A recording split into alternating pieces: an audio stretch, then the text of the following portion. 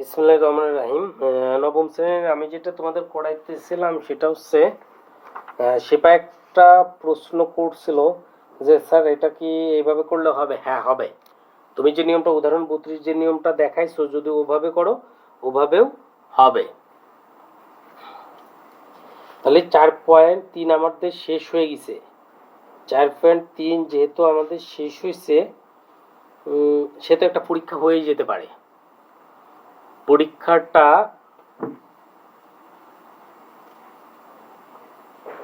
আগামী দিন নিব। তোমরা হচ্ছে যেটা করবা আমার 3.4-এ উদাহরণের আমি অঙ্কগুলো বিছে দিই। উদাহরণের 32-33 উদাহরণের আমি লিখে দিই এখানে।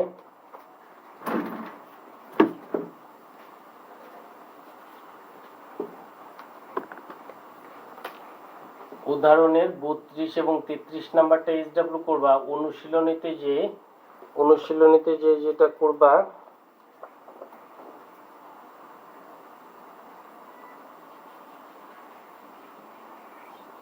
নয় করবা, 11 করবা, 13 করবা, 15 করবা, 16 করবা। এই অঙ্কগুলা করে আমাকে পাঠাবা। আমি তারপরে ওইখানে আমি প্রশ্ন দিয়ে দেবো, তোমরা এসডব্লিউ করে আমাকে পরে পাঠাবা। যাতে কোনো সমস্যা থাকার কথা না। এরপরে আমরা সায়েন্সের যারা আছে আমরা সায়েন্সের সাবজেক্টগুলোতে চলে যাব। সায়েন্সের আমরা যেটা করতেছিলাম আমরা হচ্ছে সায়েন্সের হায়ার ম্যাথ করতেছিলাম। সায়েন্সের হায়ার ম্যাথে আমরা যেটা করতেছিলাম 8.2 করতেছিলাম।8.2 যে অঙ্কটা এটা জেনারেল ম্যাথের সাথে সম্পর্কযুক্ত, মজা লাগে এটা করতে।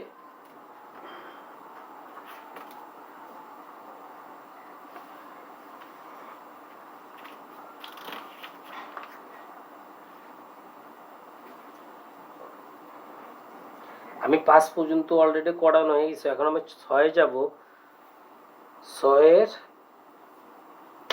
যেটা 6-এর ক নাম্বার যেটা 10 6-এর ক নাম্বারে যেটা আছে 6-এর ক নাম্বারটা পারবে। এখানে লেফট হ্যান্ড সাইড নেবা, লেফট হ্যান্ড সাইড নিয়ে সবগুলা বেস ফর্মে লিখবা, লসাগু করবা, হয়ে যাবে। তারপর রাইট হ্যান্ড সাইড নিবা, সবগুলা বেস ফর্মে লিখবা, লসাগু করবা, যেটা আসবে দেখবে লেফট হ্যান্ড সাইড এবং রাইট হ্যান্ড সাইড সমান হয়ে গেছে। ওটা পারবা। ক নাম্বারটা আমি পড়াইলাম না, না পারলে আমি করে দিব। খ নাম্বার লেফট হ্যান্ড সাইডে যেটা দেয়া আছে 1 plus cos theta 1 minus cos theta 1 plus cos theta by 1 minus cos theta। এরকম অঙ্ক যখনই দেখবা ত্রিকোণমিতিতে রুট দেয়া আছে উপরে এবং নিচে, শুধু চিহ্নটা আলাদা আছে তখনই নিচে যেটা থাকবে নিচে অর্থাৎ উপরে যেটা থাকবে ওটা দিয়ে উপরে এবং নিচে গুণ করব। এখানে cos theta আছে, এটা দিয়ে এটাকে গুণ করব।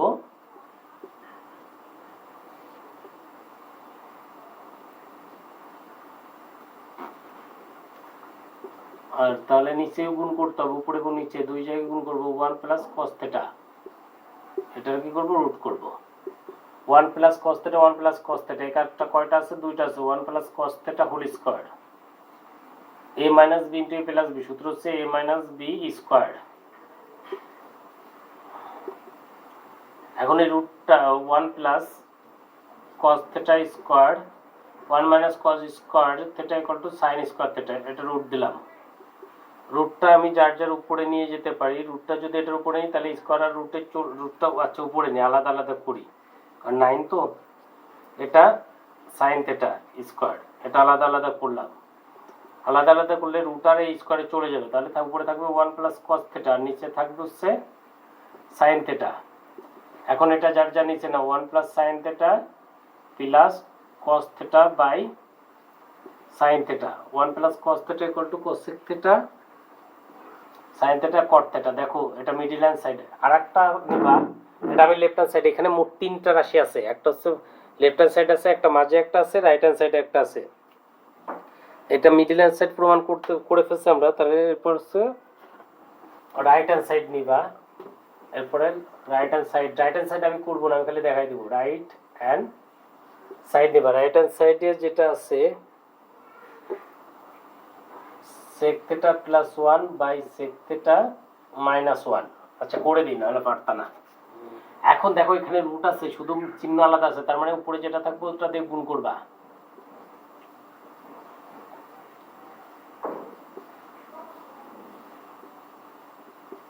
নিচে গুণ করবা, তাহলে এটা আমরা কি ফেলতে পারি, 1 হোল স্কয়ার ফেলতে পারি। a minus b into a plus b এর সূত্র হচ্ছে a স্কয়ার মাইনাস 1, এটা root sec theta plus 1 whole square, রুটটা আলাদা আলাদা, sec square theta minus 1 equal to কত? দেখো সূত্রটা আমাদের মেইন সূত্র sec square theta minus tan square theta equal to কত? 1। তাহলে এখানে আমরা যদি 1টা এই পাশে আনি তাহলে sec স্কয়ার থিটা মাইনাস 1 আর tan ওই পাশে নিলে প্লাস হয়ে যাবে, অর্থাৎ sec square minus 1 equal to কত? tan square. tan square theta square এটা চলে গেল, তাহলে এখানে তখন কত থাকবে? sec theta plus 1 by tan থিটা, এটা আসলো। এরপরে sec theta by tan theta plus 1 by tan theta, এটার বেস ফর্মে নিবা, এটার বেস ফর্ম হচ্ছে 1 বাই cos theta, এটার বেস ফর্ম হচ্ছে sin theta by cos theta plus 1 by এটা হচ্ছে sin theta by cos theta, এটা উল্টাই দাও 1 plus 1 by cos theta into cos theta by sin theta, এটা উল্টাই দাও, যেহেতু 1 আছে লেখা লাগবে 1 বাই cos theta, এটা কেটে গেল, তাহলে 1 by sin theta 1 by sin theta লসাগু করবা, 1 by sin theta plus cos theta by sin theta। এটা যদি লসাগু করো, আমার তো জায়গা নেই, sin theta যদি লসাগু করে তাহলে উপরে হয় 1 প্লাস, ও সরি লসাগু করব না, 1 by sin theta equal to কত? cosec theta, এটা ইকুয়াল টু cot theta। দেখো মিডল হ্যান্ড সাইড চলে আসছে, তাহলে অতএব left hand side equal to middle hand side equal to right hand side লিখে দিতে পারি। এটা ছিল খ নাম্বার। গ নাম্বারটা অটোমেটিক ভাবে পারবা একই নিয়মের, আমি ঘোড়ার গ নাম্বারটা করে দিই।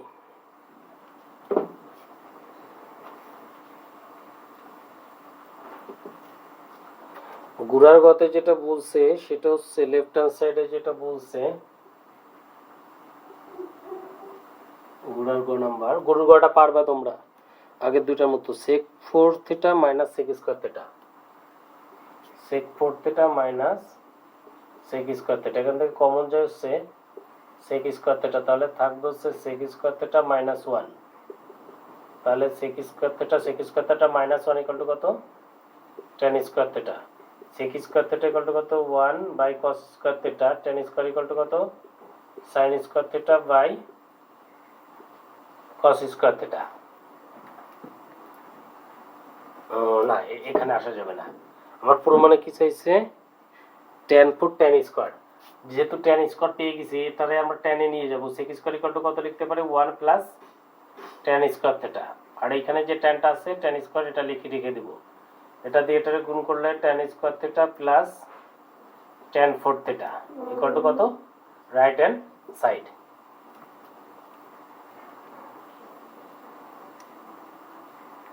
উম নাম্বার অঙ্কটা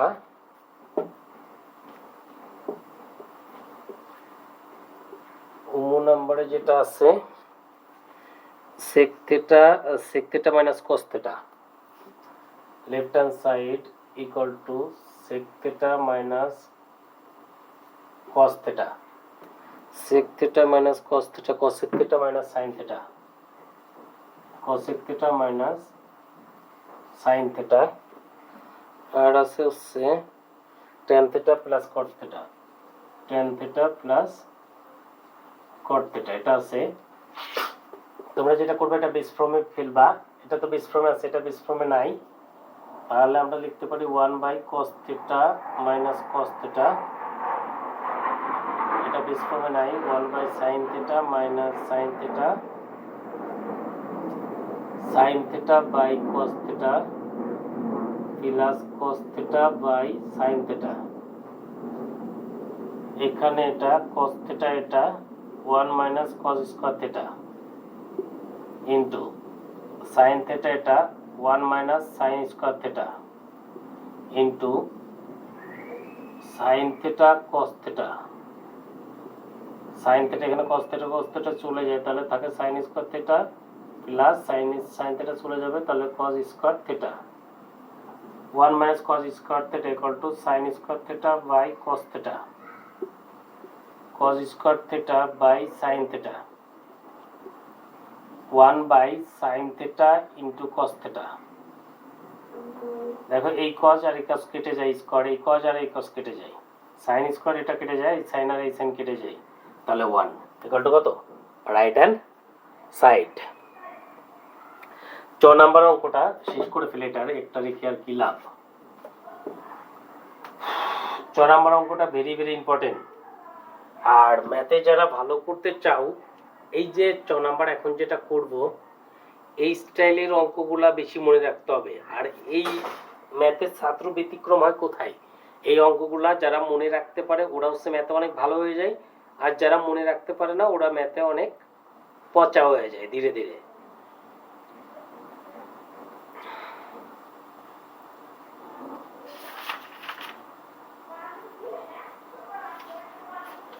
এখানে যেটা আছে সেটা হচ্ছে tan a plus sec a, tan a tan theta tan theta plus sec theta minus 1 by tan theta minus sec theta plus 1, tan theta minus sec theta plus 1। মনে রাখতে হবে আমরা এই ওয়ানটার পরিবর্তে এই আকারের যে সূত্রটা আছে ওটা লিখে দিব, sec square theta minus tan square theta equal two 1। এটা আর এটা একই, অর্থাৎ এখানে sec আর tan দেখে আমি বুঝছি এই 1 এর পরিবর্তে আমার এটা নিতে হবে। এই কথাটা যে মনে রাখতে পারবে সে এই মানে ম্যাথে অনেক ভালো হতে পারবে অধ্যায়ের জন্য, এই অঙ্কটার জন্য। মানে অঙ্কটা অধিকাংশই ভুলে যাবে, কিন্তু তোমার ভোলা যাবে না, তোমার তাদের থেকে ব্যতিক্রম হতে হবে।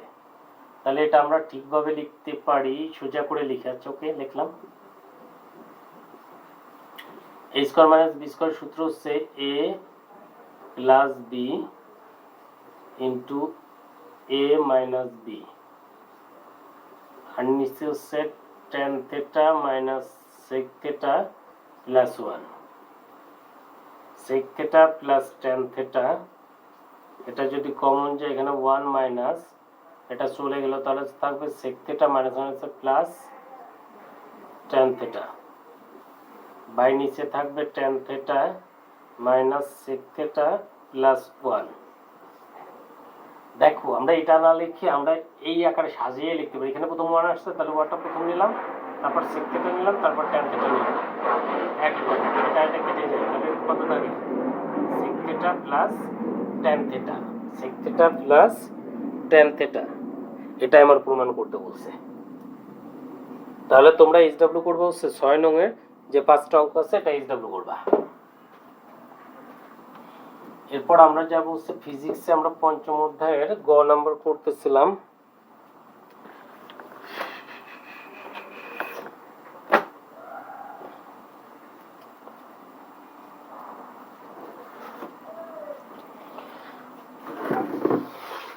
ফিজিক্সের পঞ্চম অধ্যায়ের গ করতেছিলাম।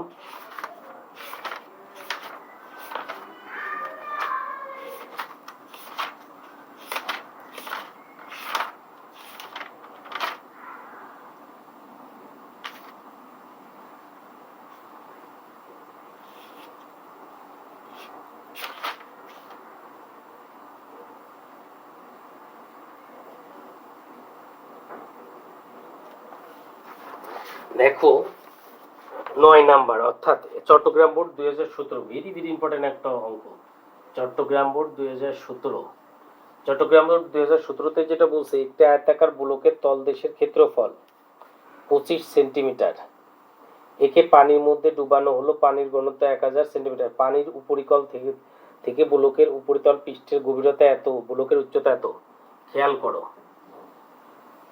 ধরো এইখানে পানি আছে, এটা একটা পুকুর বা যে কোনো একটা পাত্র, এর মধ্যে পানি আছে, এর মধ্যে একটা বড় ব্লক মানে একটা খণ্ড, যে কোনো একটা লোহার খণ্ডই ধরলাম, আমরা ডুবাইলাম, তো এইখানে ডুবাইলে পারে এটা উপরে পৃষ্ঠের গভীরতা পানির এই পৃষ্ঠ থেকে, পানির এই পৃষ্ঠ থেকেও এটার উপরে পৃষ্ঠের গভীরতা যেটা, এটা দিয়ে আছে 5 সেন্টিমিটার। এটা কতটুকু আছে, এটা আছে হচ্ছে, অর্থাৎ পানির উপরিতল তল থেকে এখান থেকে এই পর্যন্ত যেটা, এটা হচ্ছে 5 সেন্টিমিটার, এটা হচ্ছে 5 সেন্টিমিটার। আর ব্লকের উচ্চতা, ব্লকের উচ্চতা কত, 2 সেন্টিমিটার। ব্লকের উচ্চতা এটা হচ্ছে 2 সেন্টিমিটার, ব্লকের উচ্চতা 2 সেন্টিমিটার। ব্লকের ভর এত, পানির ওজন এত। ব্লকের তলদেশে, তলদেশ বলতে কোনটা বোঝায়, এটা বুঝাবে না এটা বুঝাবে, অবশ্যই এটা বুঝাবে। ব্লকের তলদেশে চাপ কত, তাহলে চাপ P ইকুয়াল টু কত, এইচ রো জি। এখানে রোটা জানি 1000, জিটা জানি 9.8, এইচটা কত, এইচটা হচ্ছে এইটা আর এইটা একসাথে যোগ করতে হবে, অর্থাৎ উচ্চতা এইচ ইকুয়াল টু কত হবে, 5 সেন্টিমিটার যোগ 2 সেন্টিমিটার ইকুয়াল টু কত, 7 সেন্টিমিটার। সেন্টিমিটার থেকে কোথায় যাবো, মিটারে যাবো, অঙ্কটা করবা হয়ে যাবে। এরপরে চট্টগ্রাম বোর্ড 2017, আমি এই পাশে লিখে রাখি,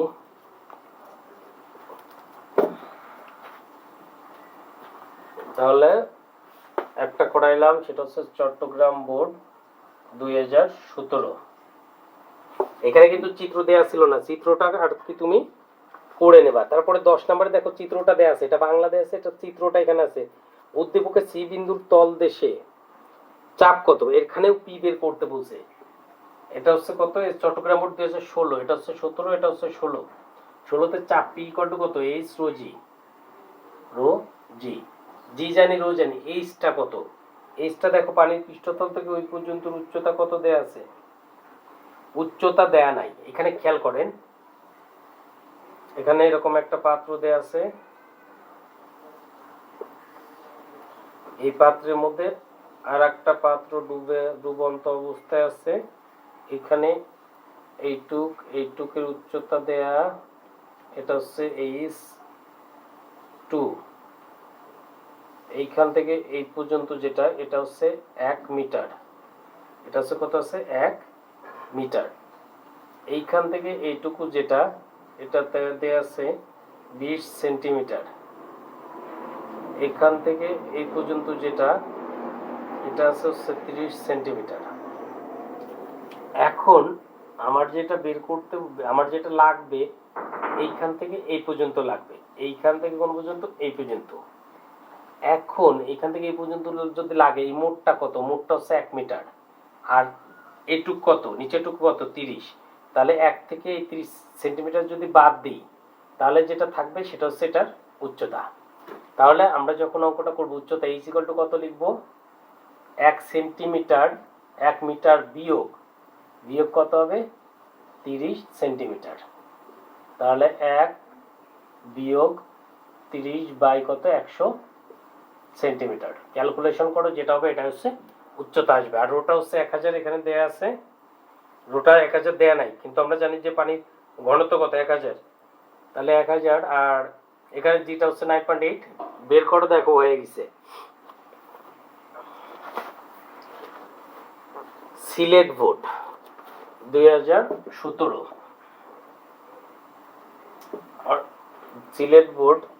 সিলেট বোর্ড 2017টা আমি 3টা করে অঙ্ক করাচ্ছি। যদি কারো কোনো সমস্যা হয় আমাকে বললে আমি তোকে আরো কম করাবো, কিন্তু বুঝতে হবে অঙ্কগুলা। পিস্টন 2 এর অনুভূতি দেখো, এই পিস্টনের একটা সূত্র লিখছিলাম যে F1 by F2 equal to এ,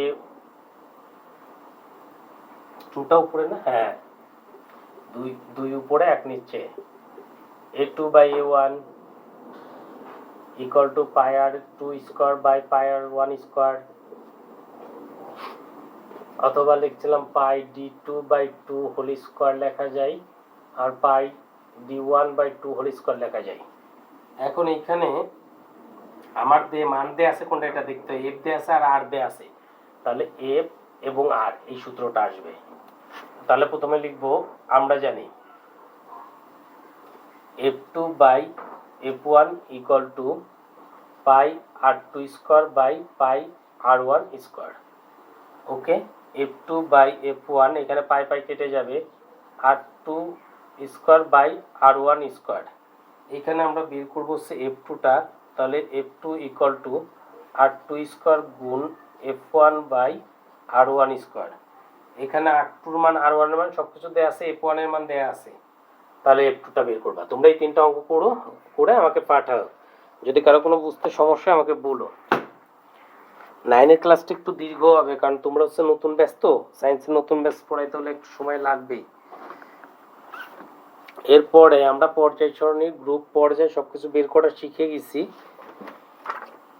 এখন আমি সামনের দিকে আবার আগাইতে পারি।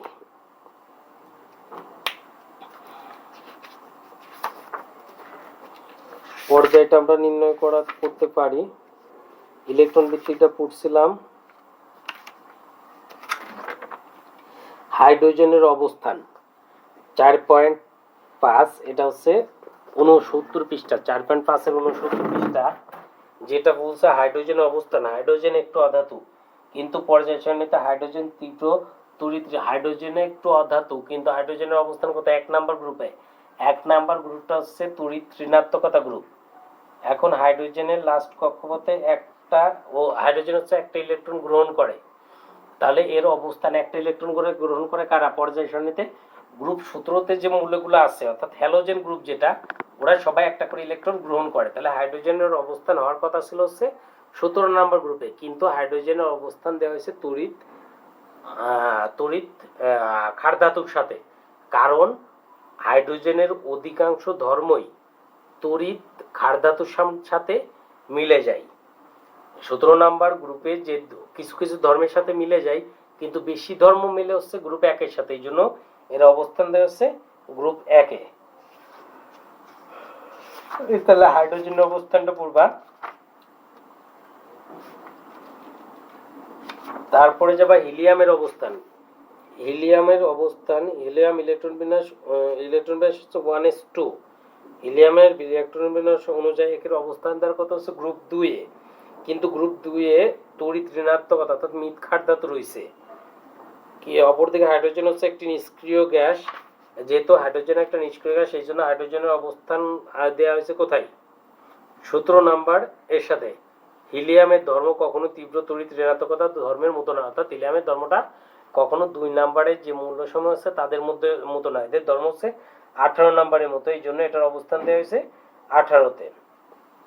ধাতব ধর্ম 4.6 এর, যে সকল মৌল চকচক আঘাত করলে ধাতব শব্দ করে এবং তাপ ও বিদ্যুৎ পরিবাহী, তাদেরকে আমরা ধাতু বলি। আধুনিক সংজ্ঞা অনুযায়ী যে সকল মৌল এক বা একাধিক ইলেকট্রন ত্যাগ করে ধনাত্মক আয়নে পরিণত হয় তাকে ধাতু বলে। ধাতুর ইলেকট্রন ত্যাগের এই ধর্মকে ধাতব ধর্ম বলে। যে মৌলের পরমাণু যত সহজে ইলেকট্রন ত্যাগ করতে পারবে, সেই মৌলের ধাতব ধর্ম তত বেশি হবে। তাহলে এখানে আমরা তিনটা পড়বো, একটা হচ্ছে হাইড্রোজেনের অবস্থান, হিলিয়ামের অবস্থান এবং ধাতব ধর্ম। এই তিনটা পড়ে লিখে আমাকে পাঠাবা। এরপরে যেটা বায়োলজি, বায়োলজিতে আমরা শুরু করছিলাম 5।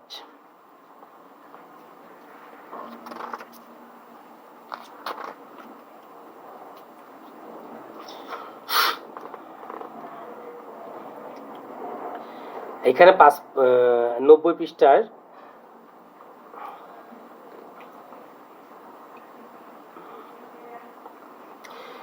5.2.1 খাদ্যের প্রধান উপাদান এবং তার উৎস।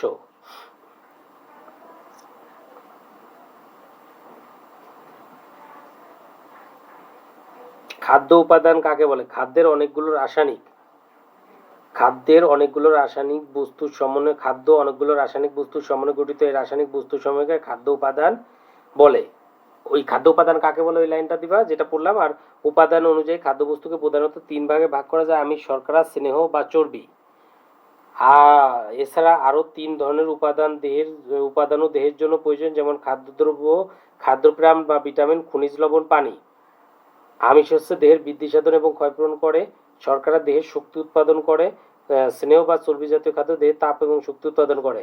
ভিটামিন রোগ প্রতিরোধ ক্ষমতা বাড়ায়। খনিজ লবণ বিভিন্ন জৈবিক কাজে অনুকরণ করে। পানি এবং খাদ্য আর বা রাফেজ, তোমরা যেটা পড়বে সেটা হচ্ছে খাদ্যের প্রধান উপাদান ও তার উৎস, অর্থাৎ খাদ্য উপাদান কাকে বলে ওই একটা লাইন। এবং এখানে মোট 7টা আছে, প্রধানত 3টা আমিষ, শর্করা আর হচ্ছে স্নেহ। এটা ছাড়া আরো যেটা প্রয়োজন, ভিটামিন প্রয়োজন, খনিজ লবণ, পানি এবং খাদ্য আঁশ প্রয়োজন। এটা পড়ে লিখে আমাকে পাঠাবে প্রশ্নটা।